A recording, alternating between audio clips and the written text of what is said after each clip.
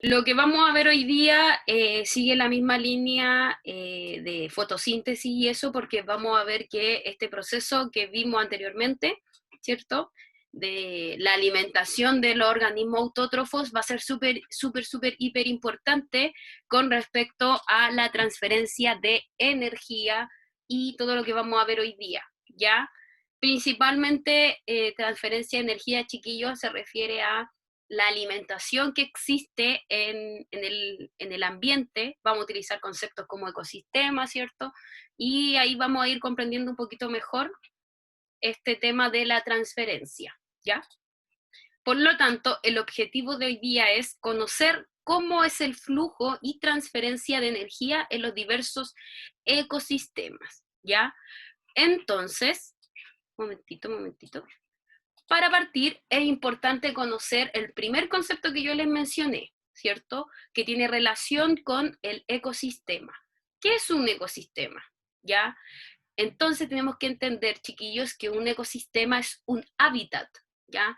Tenemos tres tipos de hábitat, o en este caso, sí, hábitat o ecosistemas, que son el hábitat aéreo, ¿cierto? Que tiene que ver donde viven más o menos, o por donde transitan, ¿cierto? Los pájaros en general, ¿sí? Tenemos el hábitat o ecosistema terrestre, que es, podría decirse, uno de los más importantes porque es el que habitamos nosotros y habitan la gran mayoría de animales, ¿ya? Reptiles, mamíferos, etcétera, ¿sí? Y tenemos otro ecosistema que es el marítimo, ¿ya? Es importante también, chiquillo, entender que estos ecosistemas no están dados porque sí, ¿ya? Estos tres siempre van a estar en constante interacción, ya sea el ecosistema terrestre con marino y con aéreo. No son ecosistemas separados, sino que son en conjunto, ¿sí? Se les da este nombre a cada uno para poder identificarlos cada uno y para poder saber qué animal viven en cierto ecosistema. Pero, por ejemplo, hay animales que habitan dos ecosistemas. Por ejemplo, el cocodrilo no siempre está en el agua. Hay veces que está en la parte terrestre, ¿cierto? Por lo tanto, estaría habitando el ecosistema terrestre y marino, ¿sí? Por ejemplo, los pajaritos también no siempre están en el ecosistema aéreo, o sea, no siempre están volando, ¿sí? Hay veces que están en la parte terrestre también cuando están buscando su alimento, ¿sí? Por lo tanto, estos ecosistemas chiquillos van a tener distintas características que van a hacer posible la vida animal, ¿ya? Víctor, ¿tiene una pregunta? ¿Sí? Ya, active su micrófono. Profe, hay una ave que Ujú. hacen de todo, vuelan, están en el terrestre y sacan peces del agua, o sea, como que viven en los tres. Exacto, exacto. Y mira, y qué bueno el ejemplo, muchas gracias, porque ahí se puede evidenciar claramente la interacción que existe en los tres ecosistemas, que es súper importante, es súper, súper, uy, yo había deshabilitado esa función. Es súper importante, chiquillos, para la vida humana, ¿ya? La vida humana, la vida animal, etcétera, ¿ya? ¿Sí? Entonces, como ya conocemos el concepto, digamos, de ecosistema, es importante saber cómo fluye la materia y la energía en estos ecosistemas. Cuando hablamos, chiquillos, de que la materia fluye y la energía, estamos diciendo de que los distintos factores o distintos elementos que están en este ecosistema buscan diferentes formas de alimentarse, ¿sí?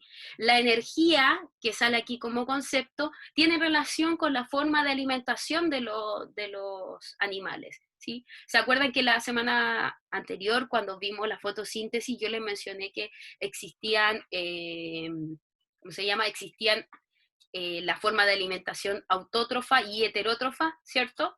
La autótrofa era aquellos organismos que producían su propio alimento y la heterótrofa tenía que ver con aquellos que no podían producir su propio alimento, por lo tanto necesitaban el alimento, buscar este alimento a partir de otros organismos, ¿ya?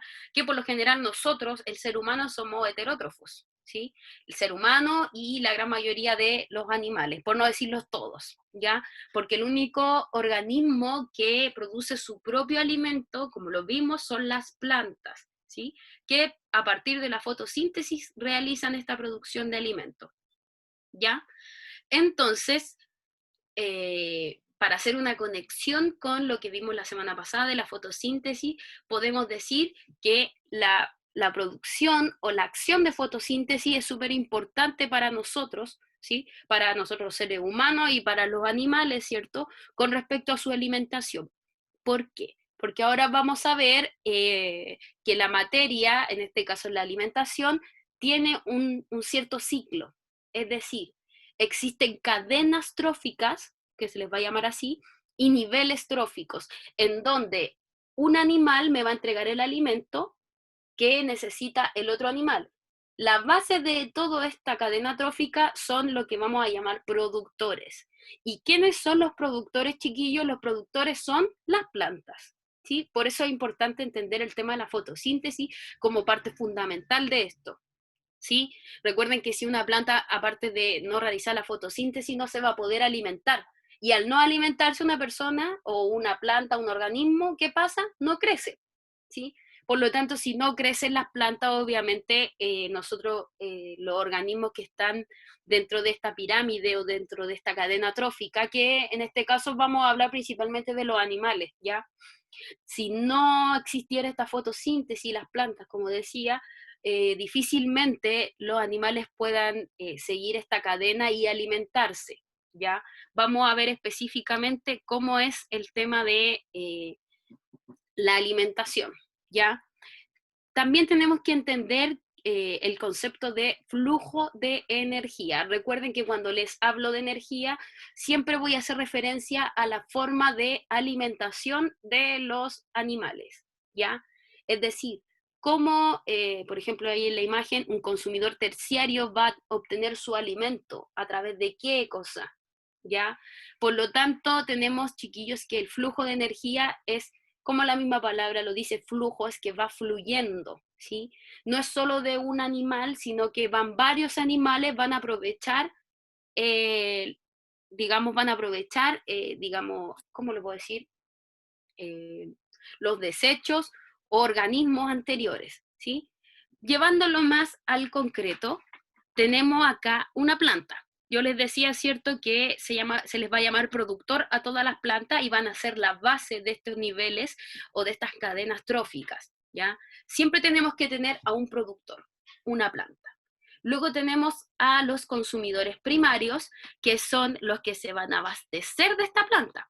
Por ejemplo, una mariposa, ¿cómo se va a alimentar? Se va a alimentar, por ejemplo, con el polen o con algunas partes de la flor, ¿cierto? Luego tenemos consumidor secundario o secundario, ¿sí? Que va a ser en este caso la rana. La rana, ¿cómo obtiene su alimento? Su alimento lo va a obtener a partir de los consumidores primarios, es decir, consumidor secundario se va a alimentar del consumidor primario, ¿sí? Y tenemos finalmente los consumidores terciarios, que van a ser aquellos que se van a alimentar del anterior, en este caso, un consumidor secundario, ¿sí? Por eso yo les decía que es un ciclo. Y cuando este consumidor terciario muera, digamos, va aquí a ver el papel importante, ¿sí? De uno de los, en este caso, esperemos un poquito. Va a haber algo importante, ¿sí? Que tiene relación con los descomponedores, ¿sí? Que son el último tramo de esta cadena, ¿sí? Entonces, a partir de esto, de este ciclo de alimentación en donde uno se alimenta del otro, vamos a encontrar, chiquillos, una red o una cadena trófica, ¿ya? Es importante entender también que la energía en forma de alimento, ¿cierto? O en forma de energía química que se produce en este caso en la fotosíntesis, ¿cierto? Esta energía va a fluir en forma lineal y en una sola dirección. Se refiere principalmente a que como es un ciclo, va a ir así, hacia arriba, ¿sí? O hacia el lado, mejor dicho, ¿ya? No es que, por ejemplo, cuando hablo de que va en una sola dirección, se refiere principalmente a esto. La dirección que ocurre acá, que me da la flecha, es hacia allá, ¿cierto? Es decir, este se consume a ese, este come a este y este se come al anterior, ¿sí? No se puede dar que haya un revés en esta cadena. Es decir, que el primario se coma al secundario, no se puede, porque poseen características específicas que hacen que no pueda comerse una mariposa a una rana, o una rana a una serpiente. A eso se refiere que van en una sola dirección, ¿sí? Porque cada uno de estos consumidores, primario, secundario, terciario, poseen una característica en particular, ¿ya? Parte de la energía se disipa al medio en forma de calor y eso tiene que ver, chiquillos, con la actividad y en este caso la alimentación de cada animal, ¿sí? Cada animal al momento de alimentarse está liberando cuando uno se alimenta, ¿cierto? Hace de manera interna un proceso, ¿cierto? Que es la energía química, en donde transforma el alimento y la lleva a distintas partes del cuerpo para alimentarse. En ese momento se libera en los animales la energía calórica, ¿ya? Porque es la energía de movimiento. La energía de movimiento se relaciona con el calor, ¿ya? Por eso se produce el calor que se va a liberar, ¿sí? Y bueno, como les decía también, que los flujos de energía siempre se van a representar con flechas, ¿ya? Flujos de energía, chiquillos, relaciónenlo siempre con una cadena o una red trófica, es decir, donde hay animales que se comen a otros animales y siempre en este caso va a ser cíclico, ¿ya? Por ejemplo, acá tenemos la planta, ¿cierto? Como consumidor, o perdón, como productor, ¿cierto? Que es la base de toda cadena. Tenemos el conejito que se va a comer esta planta, ¿cierto? Luego tenemos esta serpiente que se va a comer al conejito, ¿cierto? Luego tenemos la águila, ¿cierto? Que se va a comer a la serpiente. Y finalmente tenemos acá los descomponedores, que principalmente son bacterias y hongos, quienes van a descomponer a este animal y a todos los restos que encuentre, ¿sí? ¿Para qué descomponer a los animales? ¿Para qué el hongo va a descomponer? Eso es para volver al ciclo inicial, ¿ya? Porque si mal no recuerdan, cuando hablamos clases anteriores de desechos orgánicos, ¿se acuerdan que eran desechos orgánicos? Ayudaban a la tierra, ¿cierto? A producir más plantas, era un suelo más fértil, ¿sí? En este caso, cuando los hongos descomponen a los animales, lo que hace es que toda esa descomposición la lleva a la tierra, ¿sí? ¿Y para qué la lleva a la tierra? Para que en esta misma tierra puedan comenzar a crecer plantitas y para que se pueda dar nuevamente el ciclo del que estábamos hablando, que parte desde los productores en adelante, ¿sí? Productores, recuerden siempre que es las plantas, ¿sí? En este caso, chiquillos, cuando hablamos de niveles tróficos, estamos haciendo referencia a consumidores primarios, secundarios, terciarios y los descomponedores, ¿sí? La energía que llega del sol, ¿cierto? A cada animal no va a ser en la misma proporción, por eso aquí se ejemplifica más o menos con un rectángulo más grande, uno más chiquitito, y a medida que va pasando de nivel a nivel, ¿cierto? Va a ir disminuyendo la energía que llega, ¿sí? Por eso es importante señalar que la energía que le llega al primer nivel trófico, ¿cierto? No va a ser la misma que va a llegar al cuarto nivel, ¿sí? Porque aquí fue pasando por otros animales que fueron descomponiendo este alimento, por lo tanto no va a ser la misma energía, ¿sí? Entonces, para finalizar, en cuanto al flujo de la materia o de energía, podemos decir que los elementos químicos de los ecosistemas fluyen de manera cíclica, es decir, que todo lo que está en un ecosistema, hongos, plantas, animales, siempre van a tener un inicio, por ejemplo, acá inicio, ¿sí? La planta entrega nutrientes al animal, ¿sí? El animal cuando muere se va a descomponer, ¿cierto? A partir de los hongos, ¿sí? Y esta descomposición lo que va a provocar va a provocar nutrientes y distintas cosas, en este caso, como les puse acá, que se vuelven en sustancias inorgánicas, ¿sí? Que va a provocar o va a ayudar a las plantas a realizar la fotosíntesis, ¿sí? Como les decía, existen diversos niveles tróficos, porque ya hemos estado hablando de los niveles tróficos, ¿sí? Los niveles tróficos son estas mismas categorías de los animales, ¿cierto? Ordenadas desde un primer nivel hasta un quinto nivel o un sexto nivel, ¿sí? Por ejemplo, tenemos que el mundo inorgánico, que es todo lo que descompone los hongos, ¿cierto? Que está en la tierra, ¿cierto? Acá, va a ser considerado como el primer nivel de energía, que aquí está la mayor cantidad de energía, ¿sí? Porque está en su primera fase. Luego tenemos los productores, que recuerden que eran las plantas, que se van a encontrar en el segundo nivel en la cadena trófica, ¿ya? Luego tenemos los herbívoros, ¿sí? Que van a estar en el tercer nivel de su cadena trófica. Tenemos después a los omnívoros, que están en el cuarto, los carnívoros en el quinto y sexto a los carroñeros, ¿sí?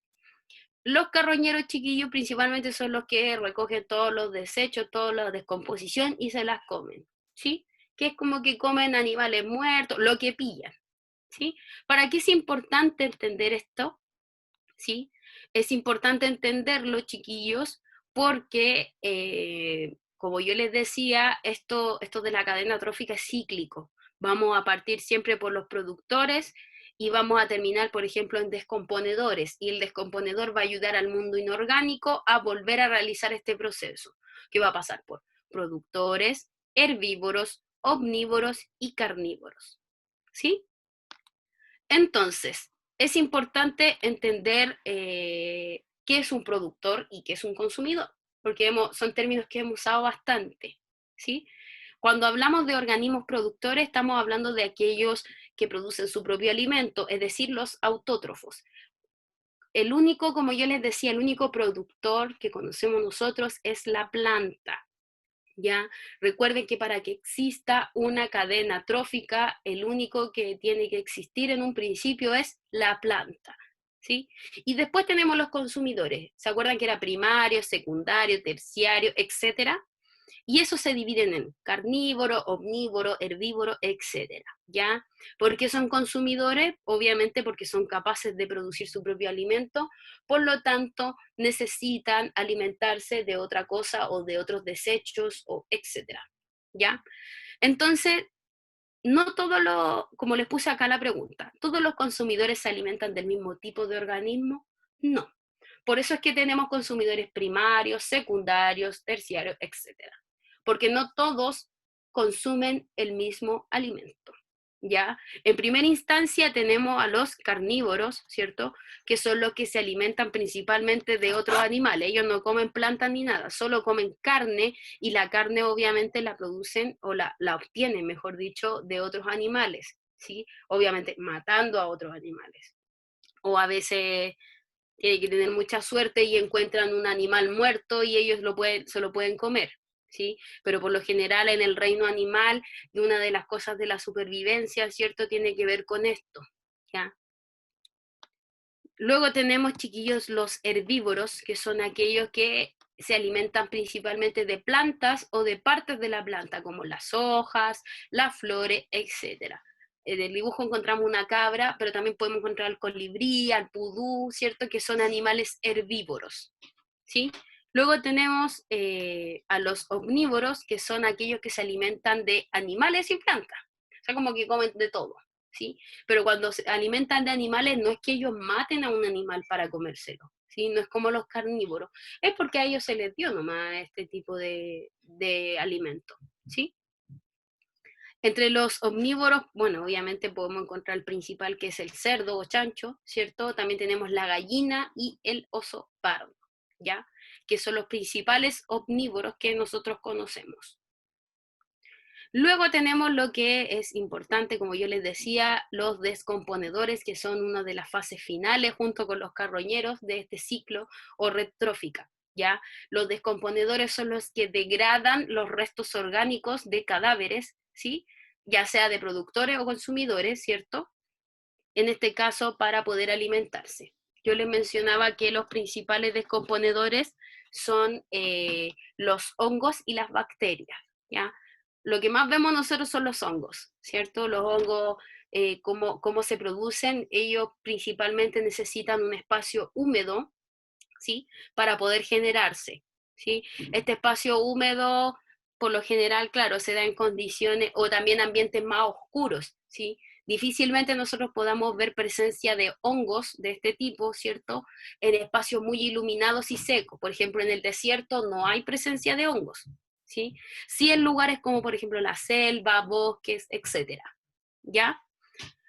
Luego tenemos los carroñeros, chiquillos, que también son parte de, pero no siempre están presentes en la red trófica, pero son parte de la red trófica, ¿sí? Que son los que se alimentan de otros organismos muertos, ¿sí?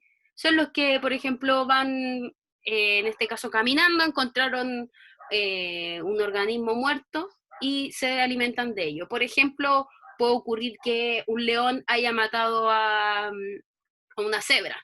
Se comió la mitad de la cebra y lo otro lo dejó ahí porque ya no tenía más hambre, supongamos, y se va.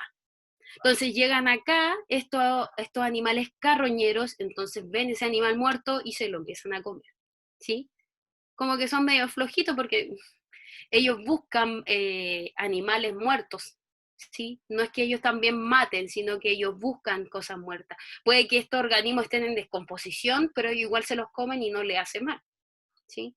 Uno de los principales carroñeros que nosotros podemos conocer son el buitre y los cangrejos, ¿ya?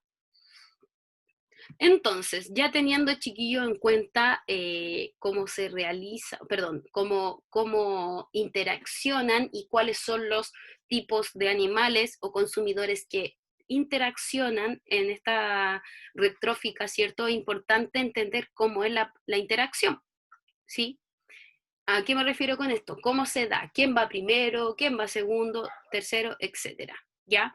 Entonces, primero tenemos a los productores que van, como les decía, en el primer nivel trófico. Luego tenemos en el segundo nivel trófico a los consumidores que se alimentan directamente de los productores, ¿sí? Luego tenemos al tercer nivel trófico, que son aquellos que se alimentan del segundo nivel trófico, ¿sí? Luego tenemos el cuarto nivel, que son aquellos que en este caso se van a alimentar del anterior, del tercer nivel, ¿ya? Acuérdense que aunque la flecha vaya para allá, lo que significa es que este se alimenta del primero, el tercero del segundo y el cuarto del tercero. ¿Por qué existe una flecha donde todos me llevan a descomponedores? Porque recuerden que el descomponedor puede actuar en cualquier nivel, ¿sí? Porque un descomponedor va a descomponer en cualquier momento. Si, por ejemplo, en el nivel terciario, ¿cierto? El tercer nivel, se comió a un animal del segundo nivel, ¿cierto? ¿Sí? Que en este caso, acá tenemos primero el productor, los herbívoros, carnívoros, y así vamos hacia arriba, ¿ya? En este caso, ¿por qué siempre se lleva todo a los descomponedores, como les decía? Porque el descomponedor, su característica es que descompone en cualquier momento a un organismo, ¿ya? Pero un organismo obviamente que esté muerto. Por ejemplo, ahora sí volviendo a esto, cuando el de nivel tercero se comía al segundo, puede que no se lo coma completamente y lo deje ahí y se vaya, ¿cierto? Y ahí es donde actúan los descomponedores, ¿ya? Es importante, chiquillos, que entiendan que un descomponedor, en este caso los hongos, solamente van a actuar cuando el organismo en el cual van a actuar, es decir, en el animal, esté muerto, no necesariamente en estado de descomposición. Obviamente, un descomponedor no va a actuar dentro de un organismo vivo, ¿sí? Dentro de un animal que esté vivo, porque obviamente no se puede. Esto siempre ocurre cuando el animal está muerto. ¿Ya? Ay, espérenme. Entonces, acá, ya conociendo, chiquillos, los animales descomponedores, carroñeros, ¿cierto? Herbívoros, omnívoros, carnívoros, ¿sí? Nos vamos a hacer esta actividad, ¿cierto? Que tiene relación con reconocer los niveles tróficos en una cadena alimenticia, ¿ya? Recuerden que esta red trófica o cadena trófica, chiquillos, es con la finalidad y la simple finalidad de alimentarse, ¿sí? ¿Para qué se da esta cadena que uno se come al otro, etcétera? Es por temas de alimentación, que se da exclusivamente en los animales, porque obviamente en el ser humano es diferente, Ya no es que nosotros nos estemos comiendo a otra persona y ya está, nos alimentamos, no. Por eso es diferente, cabe destacar, en los animales y en el ser humano, ¿sí? Entonces, acá en la actividad lo que usted tiene que hacer es reconocer el nivel o quién es el que actúa. Por ejemplo, el pudú, ¿qué tipo de animal era? Carnívoro, omnívoro, herbívoro, etcétera. El puma, ¿qué era? Carnívoro, omnívoro, descomponedor, etcétera. El pasto, que es considerado planta, ¿qué era? Consumidor o productor. Solamente tienen que responder esas tres, ¿ya? Entonces, espérenme. Ya, me gustaría saber si existe alguna duda, chiquillos. ¿Alguna duda que quieran hacer ahora? Espérenme. Ya, Víctor, dígame, Profe, yo tengo dígame. una duda. ¿Los carroñeros se pueden comer a un humano muerto? Sí, Ya, y tengo otra más, que dígame. los hongos, o sea, los hongos son como lo que se comen a los animales que ya están muertos. Exacto. Lo Ya, eso descompone era lo así que para no, que desaparezca de la faz de la tierra. eso del hongo era eso, tía. Ya, súper, Ya. súper, súper. Ya, chiquillo, ¿alguna otra duda por aquí? A ver, lo estoy viendo ahora. Pregunte nomás, lo que sea, ¿no? O sea, podemos decir que quedó claro cuáles eran los carnívoros, los herbívoros, los omnívoros. Dígame. En el cuaderno yo puedo poner puma y puedo poner al lado carnívoro o tengo ¿Sí? que dibujarlo. No, no, no, no. No, no es necesario que lo dibuje.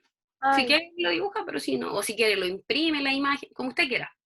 ya, gracias tía. No es Eso. necesario. Ya, Profesora, dígame. no es una duda, pero es como para decirlo que me quedó ahí, Ya, que dígalo. los carroñeros en situaciones desesperadas podrían llegar a cazar, pero no es su gran don, ya que cazarían rata o Exacto, lo más pequeño que encontrarían.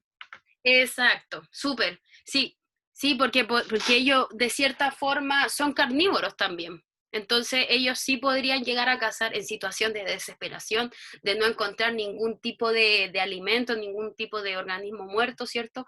Exacto. Ellos podrían llegar a cazar porque es la ley de supervivencia de los animales, digamos, del reino animal. Sí, es correcto. Profe, Ujú. ¿en qué sector del planeta Tierra se encuentran los carroñeros? ¿En qué sector del planeta Tierra? Mm, a ver, espérame, es En los que vertederos. no En sé, no sé África. cómo relacionar tu ¿Dónde, pregunta. Es que lo que dónde pasa es viven, por así decir? que, ya, en este Profesora, caso, dígame. no, no, Lucía con el Camilo. Ah, ya. No, mira, es que en este caso, por lo general, siempre están en estas partes, por ejemplo, en los bosques, en este caso, en la imagen aquí, no sé si es un desierto, no sé cómo, a ver, espérenme un poquito, que me quiero pegar esta cosa. Tía, los carroñeros se pueden poner donde hayan olores de animales muertos o Sí, vertederos y cosas así. lo que pasa es que no son de un hábitat específico, chiquillos, pero obviamente ellos no van a estar, como todos los otros animales, no van a estar donde hay gente.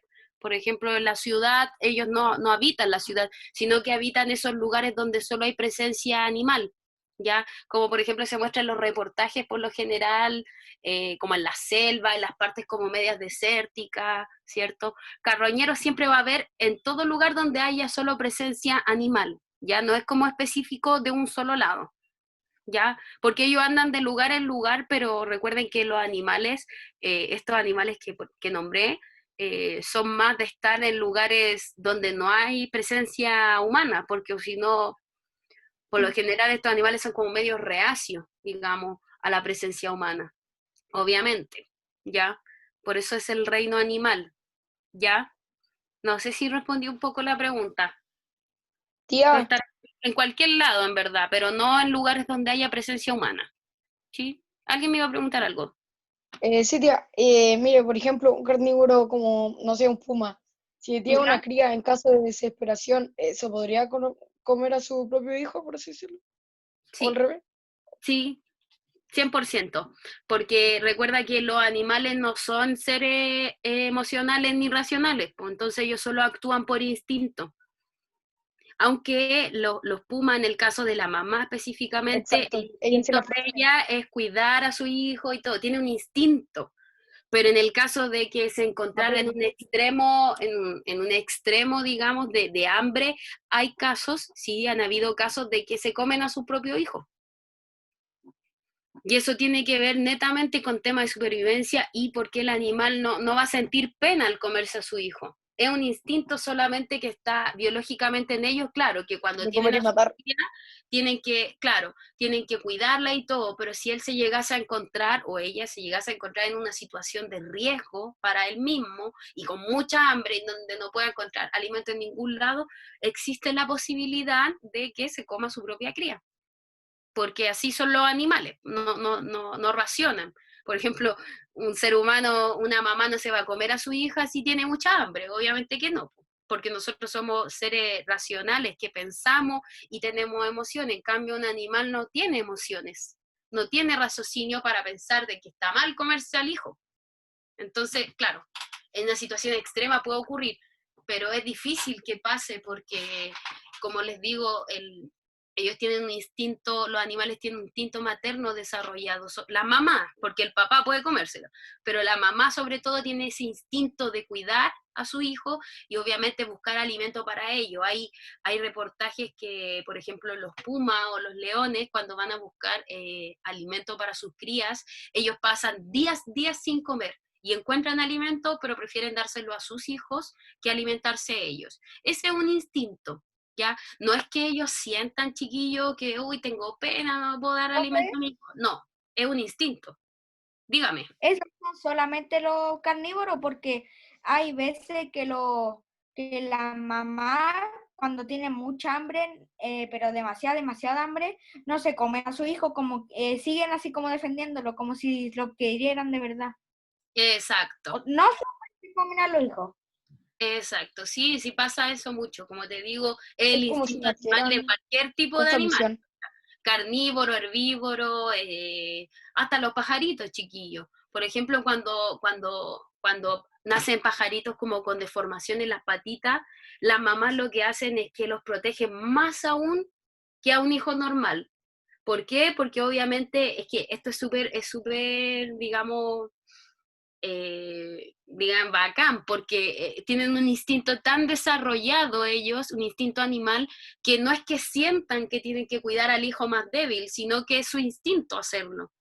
El tema del instinto es un tema súper importante y muy entretenido de revisar, chiquillos, la verdad. Porque, por ejemplo, nosotros, el ser humano, claro, tenemos diferentes instintos que nos pueden llevar a hacer acciones y cometer cosas, o sea, cometer acciones, ¿cierto? Pero nosotros, el ser humano, tenemos la diferencia de que somos racionales, en que pensamos si eso que vamos a hacer a partir de un instinto, ¿cierto? Un instinto básico, está bien o no, ¿ya? En cambio, el animal no tiene ese pensamiento. ¿O ustedes creen que un puma, por ejemplo, si tiene mucha hambre, ya no encontró ni un lugar donde alimentarse, va a decir, chuta, no me tengo que comer a mi hijo porque es mi hijo?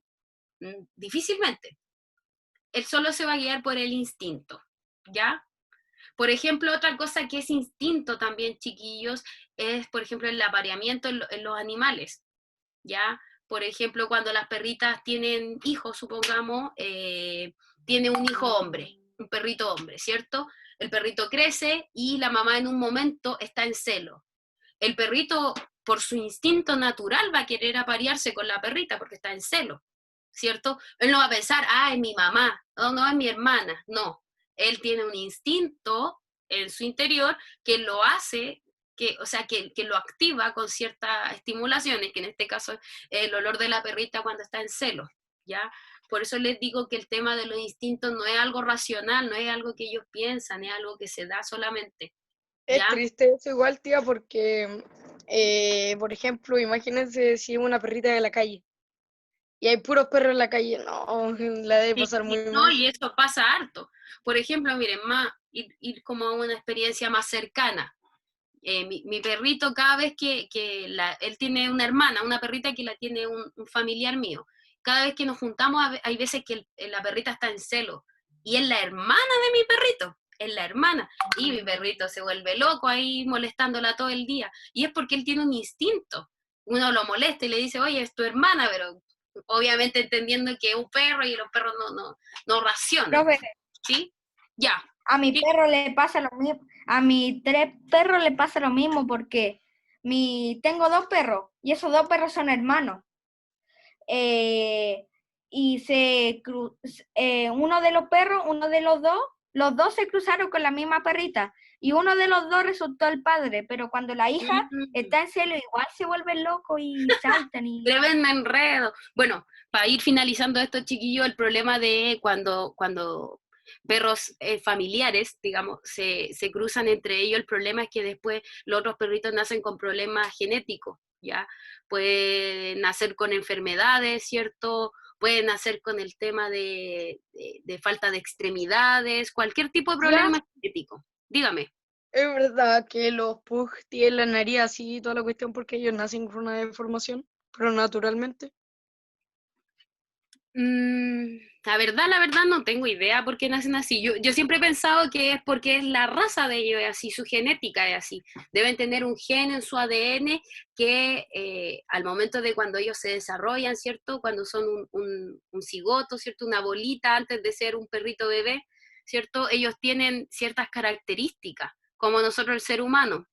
Entonces yo creo que debe ser la genética de cada uno, porque por ejemplo, no sé si ustedes sabían, pero el poodle toy, el chiquitito, no es la verdadera raza de poodle, porque la verdadera raza de poodle es el poodle más grande. Lo que pasó fue que han existido mezclas entre poodles de diferentes tamaños, lo que claro, con la mezcla entre uno chiquitito y otro mediano, ¿cierto? Salió uno más chiquitito que era un poquito más grande, y así se fueron mezclando. Son alteraciones genéticas. Todo lo que tiene que ver con la genética va a alterar el físico. Por ejemplo, la genética del pug, como dice Tomás, ¿sí? No va a ser la misma genética que de los Yorkshire, por ejemplo. ¿Sí? Porque tienen características diferentes. Y es lo que pasa en el ser humano. Todos somos diferentes porque tenemos distintas características y distintos ADN. ¿Sí? ¿Y es posible, tía, que se crucen, no sé, 2 perros chiquititos y salga grande el perrito? Sí, es posible, como es posible, por ejemplo, en el ser humano que dos papás, mamá y papá, tengan los ojos verdes y tengan un hijo y el hijo tenga los ojos negros. Es posible también que ninguno de los dos papás tenga los ojos verdes y el hijo salga de ojos verdes. Por eso les digo que ese tema de genética, cuando uno se forma, cuando es la bolita, eso es cigoto, ¿cierto? Cuando se une el óvulo con el espermatozoide, ¿cierto? Se formó la bolita que somos nosotros, pero en una primera instancia, en ese momento es donde se empiezan a dar las características genéticas, ¿ya? Todos nosotros tenemos genéticas diferentes, como les decía, por eso somos todos diferentes. ¿Sí? Pero la genética parecida de nosotros era la de nuestros papás, la de nuestros primos a veces, ¿cierto? Pasamos de estar en la materia a hablar de razas de perros. Sí, ya chiquillos, estamos en la hora, me gustó mucho la conversación de hoy, espero que las otras clases también se vayan